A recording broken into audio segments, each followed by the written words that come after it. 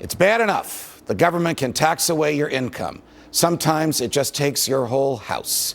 It was 5 years ago this coming week that the Supreme Court decided in the case of Kelo versus New London that state governments can use the power of eminent domain to take private land, not just for public uses, such as roads or hospitals or libraries, but to give the land to other private entities, such as companies who want to put office buildings where you were once living. The Supreme Court majority ignored the most important constitutional distinction between public use of property and a mere, quote, public purpose, unquote, such as trying to enhance local tax collections. The Constitution permits takings for public use, not simply for some vague public purposes. But then, if the government stuck to the Constitution, we'd be living in a very different and much freer world. And another gem from our federal government. They've now made it so the single best economic move many people can make this year is to die. You heard me right. Dying could be the best money move as long as you do it before the new year. Our freedom fighters on this next.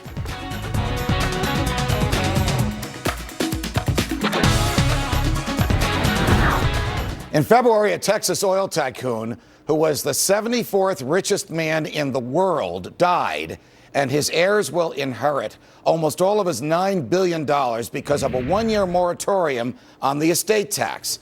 If he had died next year, 55% of that money would have gone to the federal government. Only the federal government could give people an incentive to die sooner.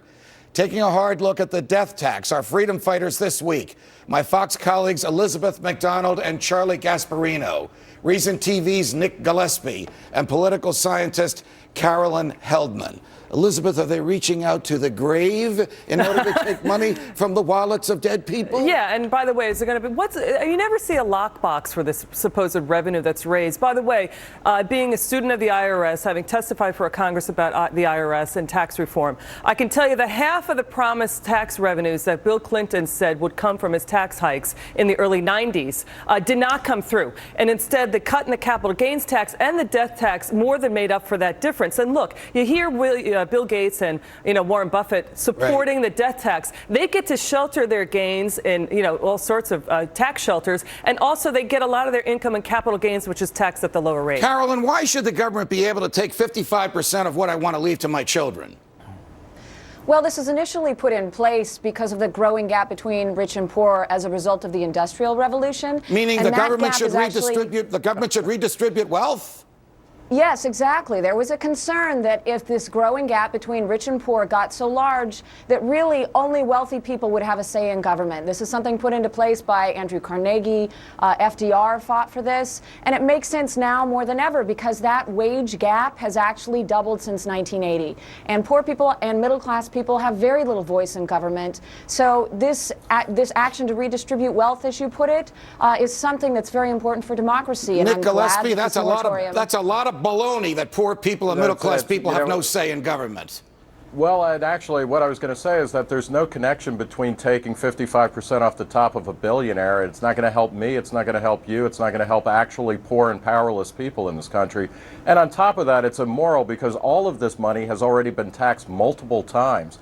Enough is enough at a certain point. And the question is, a huge part of America and a huge part of moving upwards is being able to leave an inheritance to your kids, whether you make 20 grand a year or 200 grand a year. What we should be doing is figuring out ways to take Social Security, which is supposed to be a retirement plan, and allow that to be extended to the next generation. Charlie Gasparino, 25, 30,000. At some point, you and I have talked about this many times, at some point it's taxation theft. It is. I'm still getting over the fact that poor people, middle-class people don't have any say in this country. Coming from a working class. I didn't say any. I said little say. Little say. Well, they also don't pay a lot in taxes. They have the same vote I had, and they voted for Barack Obama in multiple ways. And guess what? Barack Obama right now is redistributing wealth. And guess what? The economy is in the shape it's in right now because small businesses are worried about that redistribution. They are worried about being taxed at much higher rates. They are worried about the entitlements that are coming. And I'll tell you this, you want to stop poor people and working class people from working? Tax tax businesses Look like at- But right and does the look, yeah, government go ahead. have to redistribute wealth? Yeah, that's the issue. And look, when you look at the IRS data, you look at the tax data, poor people do not pay taxes in this country. That's the fact. And also, when you have an estate tax like this, it crowds out the dollars that could be given to charity. And by the way, it's only 1% of the total tax hike, $22 billion, and it's a one-for-one wash when it comes to the compliance costs to enforce it. So there's not a lot of revenue that's raised from the debt Carolyn, tax. there's a knock at your door. You answer the door. Somebody has a gun, and he says, "Give me your money. I want to give it away to charity." You call the police. You find out he is the police. What kind of sense does that make? I'm not sure, Judge, what that hyperbolic example is supposed to demonstrate. It but this only demonstrates affects that my neighbor can't steal my money to give it away. How can the government take my money and give it away? Look, we're all part of a community. We pay taxes because we benefit from it. This anti-government sentiment is something that is not a part of what America is. I don't have an issue paying taxes because I know where my taxes go, and by and large, I'm in favor of what the government does. second. All right, It's the listen, only hang on, institution Hang that's on. able to do that. Gillespie, 55% is theft.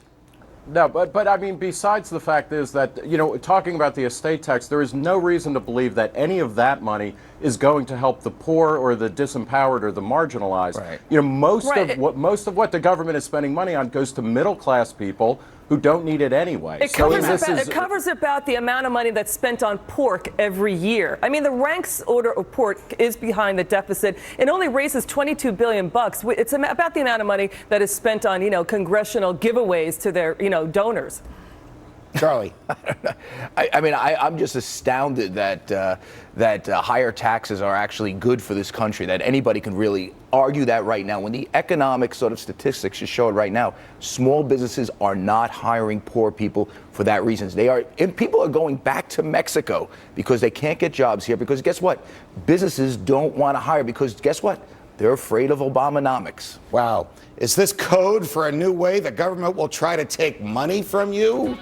I say we can't afford not to change how we produce and use energy, because long-term costs to our economy, our national security, and our environment are far greater. The green movement that will rob us of our green. Next.